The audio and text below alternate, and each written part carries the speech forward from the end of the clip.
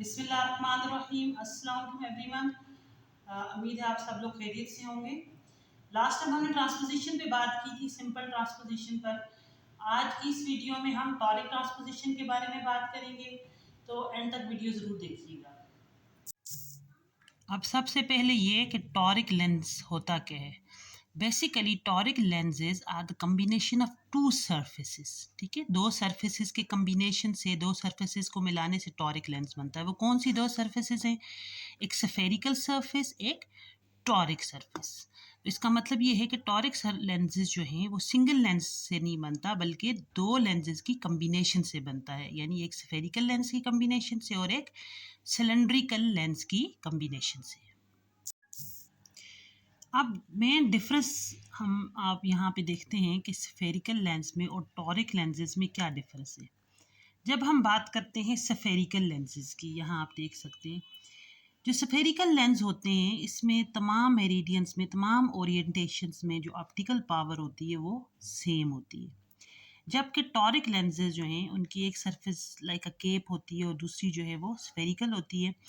और इसमें जो है वो दोनों ओरिएंटेशंस पर, दोनों मेरिडियंस पर जो एक दूसरे से परपेंडिकुलर होते हैं, दोनों मेरिडियंस पर डिफरेंट ऑप्टिकल पावर और डिफरेंट फोकल लेंथ्स होती हैं। ठीक है, ये आप देख सकते हैं स्फेरिकल लेंस है, हर तरफ इसकी एक ही पावर होगी। और जो टॉरिक, ये यहाँ पर आप देखें कॉन्टैक्ट लेंस, टॉरिक लेंस, तो इसमें जो है वो इसकी दोनों मेरिडियंस पर डिफरेंट जो है वो ऑप्टिकल पावर और फोकल लेंथ होगी। लास्ट वीडियो में हमने बात की थी सिंपल ट्रांसपोजिशन की। उसमें हमने देख लिया था कि सिंपल ट्रांसपोजिशन का क्या ऑब्जेक्टिव है, क्या पर्पज़ है, हम किस वक्त सिंपल ट्रांसपोजिशन करते हैं। वो तो हमें कॉमनली देखने में मिलती है, हम खुद भी सिंपली ट्रांसपोज कर लेते हैं किसी नंबर को। लेकिन टॉरिक ट्रांसपोजिशन का क्या ऑब्जेक्टिव है, ये इसका क्या पर्पज़ है, ये किस वक्त की जाती है। तो नॉर्मली हम क्लिनिक्स में तो टॉरिक ट्रांसपोजिशन नहीं करते। बेसिकली जो टॉरिक ट्रांसपोजिशन होती है वो लेब्स में होती है, ऑप्टिकल लेब्स में। वहाँ पर किस लिए होती है? ऑप्टिकल सरफेसिंग के लिए, ताकि लेंस की करेक्ट पावर को चूज़ किया जाए और लेंस के प्रॉपर कर्वेचर को चूज़ किया जाए। तो this is the objective of toric transposition.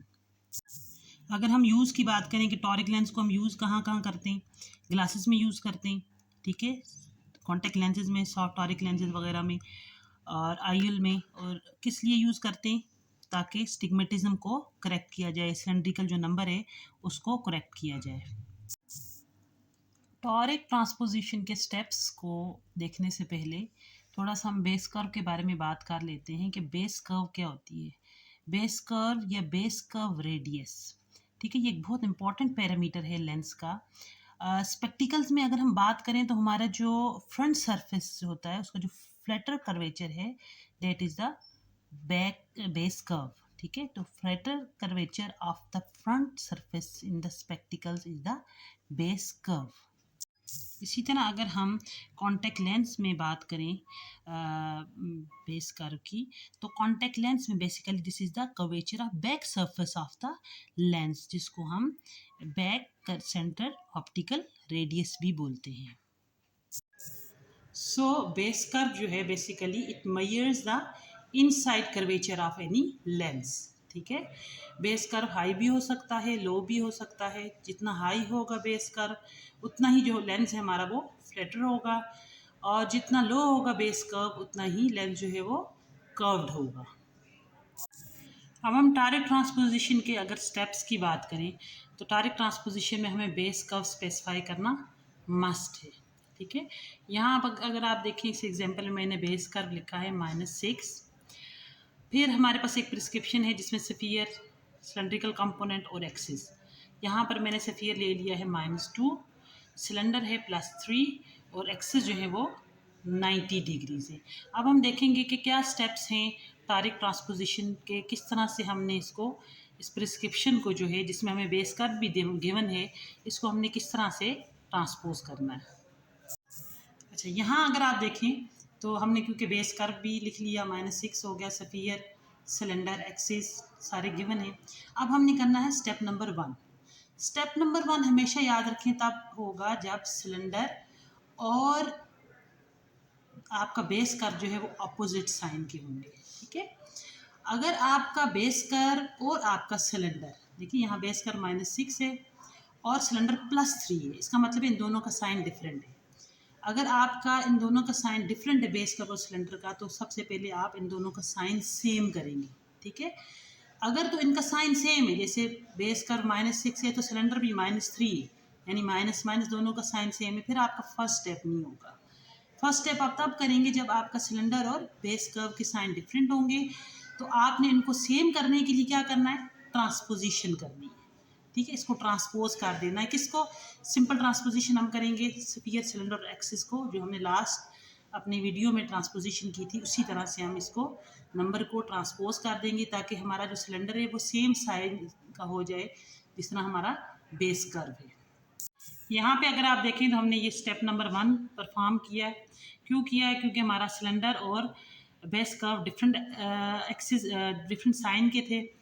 अब यहाँ इस प्रिस्क्रिप्शन को हमने सिंपली ट्रांसपोज कर दिया, +-2 +390 को जब हमने ट्रांसपोज किया तो हमारे पास स्फीयर आ गया +1, सिलेंडर आ गया -3 और एक्सिस हमारे पास आ गए 180 डिग्रीज। अब यहाँ पर आप देखें सिलेंडर और बेस कर्व इन दोनों के साइन जो है वो सेम होगी।